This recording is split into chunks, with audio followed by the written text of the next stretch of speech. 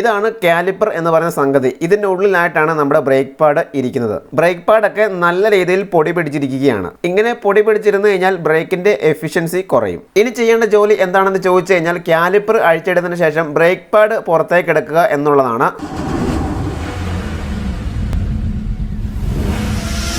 നമ്മളിന്ന് ഈ വാഗണറിന്റെ front disc brake cleaning ആണ് ചെയ്യാൻ പോകുന്നത്. നമുക്കറിയാം നമ്മുടെ വാഗണത്തിന്റെ ഫ്രണ്ട് ടയർ രണ്ടും ഡിസ്ക് ആയിരിക്കും, എന്നാൽ ബാക്കിലത്തെ രണ്ട് ടയറും ഡ്രം ബ്രേക്കും ആയിരിക്കും. ഡ്രം ബ്രേക്ക് ക്ലീൻ ചെയ്യുന്ന ഒരു വീഡിയോ ഞാൻ ഓൾറെഡി അപ്ലോഡ് ചെയ്തിട്ടുണ്ട്. അതിന്റെ ലിങ്ക് ഡിസ്ക്രിപ്ഷനിൽ കൊടുത്തേക്കാം. ഇപ്പൊ ഈ ഒരു കാർഡിൽ തെളിഞ്ഞു വരുന്നതായിരിക്കും. ബ്രേക്കിന്റെ കാര്യത്തിൽ ഒരു കോംപ്രമൈസും പാടില്ല. സേഫ്റ്റി ഫസ്റ്റ് എന്ന തത്വം ഉള്ളിടത്തോളം കാലം ബ്രേക്ക് ഒരു കാരണവശാലും ഒഴിവാക്കാൻ പറ്റാത്ത സംഗതിയാണ്. ബ്രേക്കിന് യാതൊരുവിധ കംപ്ലൈന്റ് ഇല്ലെന്ന് പറഞ്ഞു കഴിഞ്ഞാലും ബ്രേക്ക് ഇടയ്ക്കിടയ്ക്ക് ക്ലീൻ ചെയ്യേണ്ടത് നമ്മുടെ തന്നെ ഉത്തരവാദിത്തമാണ്. അപ്പോൾ നമുക്ക് ഈ വാഹനത്തിന്റെ ഫ്രണ്ട് ഡിസ്ക് ബ്രേക്ക് ക്ലീൻ ചെയ്യുന്ന വീഡിയോയിലേക്ക് പോകാം. ബ്രേക്ക് ക്ലീൻ ചെയ്യാനായിട്ട് നമുക്ക് ടയർ ഊരിയെടുക്കണം. അതിനായിട്ട് ഇവിടെ ജാക്ക് ഉപയോഗിച്ച് വാഹനത്തിന്റെ ഫ്രണ്ട് വശം പൊക്കി നിർത്തിയിട്ടുണ്ട്. ഇനി ടയർ ഊരിയിട്ടുള്ള വിഷ്വലായിരിക്കും നിങ്ങൾ കാണാൻ പോകുന്നത്. ഓക്കെ, അങ്ങനെ ഫ്രണ്ടിലത്തെ രണ്ട് ടയറും ഊരി എടുത്തിട്ടുണ്ട്. അപ്പോൾ ഡിസ്ക് ബ്രേക്കുമായി ബന്ധപ്പെട്ട ഭാഗങ്ങൾ നിങ്ങൾക്ക് ഇപ്പോൾ കാണാൻ സാധിക്കുന്നുണ്ടെന്ന് മനസ്സിലാക്കുന്നു. ഇൻ കേസ് ഈ വെച്ചിരിക്കുന്ന ജാക്ക് സ്ലിപ്പായി പോയി കഴിഞ്ഞാലും വാഹനം ഈ ടയറിന്റെ പുറത്ത് നിന്നുകൊള്ളും. ഇതാണ് കാലിപ്പർ എന്ന് പറയുന്ന സംഗതി. ഇതിന്റെ ഉള്ളിലായിട്ടാണ് നമ്മുടെ ബ്രേക്ക് പാഡ് ഇരിക്കുന്നത്.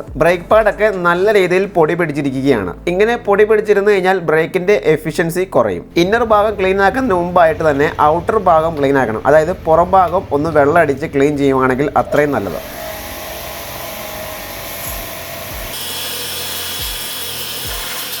അങ്ങനെ ഔട്ടർ ഭാഗം നല്ലതുപോലെ ക്ലീൻ ആക്കി എടുത്തിട്ടുണ്ട്. ഇനി ചിലപ്പോൾ സോപ്പ് ലായനി എടുത്തതിന് ശേഷം ഇതുപോലത്തെ ഒരു ബ്രഷ് ഉപയോഗിച്ച് കാലിപ്പറിന്റെ ചുറ്റും നല്ലതുപോലെ അപ്ലൈ ചെയ്ത് ഉരച്ചു കൊടുക്കുക. കട്ട പിടിച്ചിരിക്കുന്ന ചെളിയൊക്കെ ഇളകി പോകാൻ വേണ്ടിയാണ് ഇങ്ങനെ ചെയ്യുന്നത്.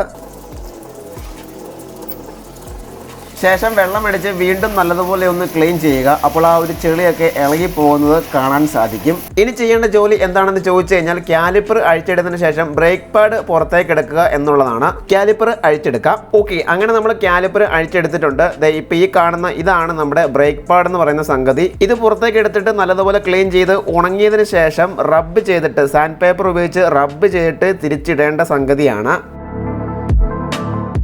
ഇതാണ് ബ്രേക്ക് പാഡ് ഹോൾഡ് ചെയ്യുന്ന ക്ലിപ്പ്. ഇതും കൂടെ റിമൂവ് ചെയ്തെടുക്കുക. ഇതിലും ഡസ്റ്റ് കട്ടി പിടിച്ചിരിപ്പുണ്ടായിരിക്കും. അങ്ങനെ ബ്രേക്ക് പാഡുമായി ബന്ധപ്പെട്ട് കിടക്കുന്ന സംഭവങ്ങളും എല്ലാം നമ്മൾ ഊരി എടുത്തിട്ടുണ്ട്. ഇപ്പം നമുക്ക് ബ്രേക്ക് പാഡ് നല്ലതുപോലെ സോപ്പ് ലായനി ഉപയോഗിച്ച് നല്ലതുപോലെ ഒന്ന് റബ്ബ് ചെയ്ത് കൊടുക്കാം, ഒന്ന് ഉരച്ച് കൊടുക്കാം. അതുപോലെ ആ ഒരു ബോൾട്ടും ആ ഒരു ബ്രേക്ക് പാഡ് ഇരുന്ന ഹോൾഡറിന്റെ ക്ലിപ്പും ഇതെല്ലാം നമുക്ക് സോപ്പ് ലായനി ഉപയോഗിച്ച് നല്ലതുപോലെ ക്ലീൻ ആക്കി എടുക്കാം. ഇനി നമുക്ക് നല്ലതുപോലെ കഴുകിയെടുക്കാം. പറ്റിപ്പിടിച്ചിരുന്ന ചെളിയൊക്കെ നല്ലതുപോലെ ഇളകി പോകുന്നുണ്ട്.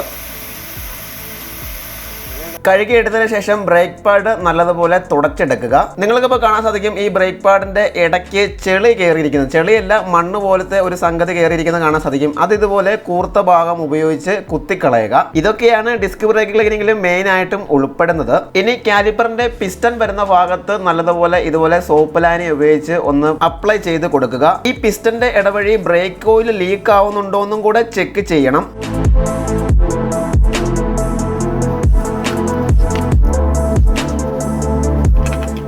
അതിൽ പറ്റിപ്പിടിച്ചിരുന്ന ചെളിയൊക്കെ നല്ലതുപോലെ ഇളകി പോകുന്നത് നിങ്ങൾക്ക് കാണാൻ സാധിക്കുന്നുണ്ടെന്ന് ഞാൻ വിശ്വസിക്കുന്നു. എൻ്റെ വിരലിലേക്ക് നോക്കിയാൽ മനസ്സിലാകും. ശേഷം നല്ലതുപോലെ വെള്ളം ഉപയോഗിച്ച് ക്ലീൻ ചെയ്തെടുക്കുക.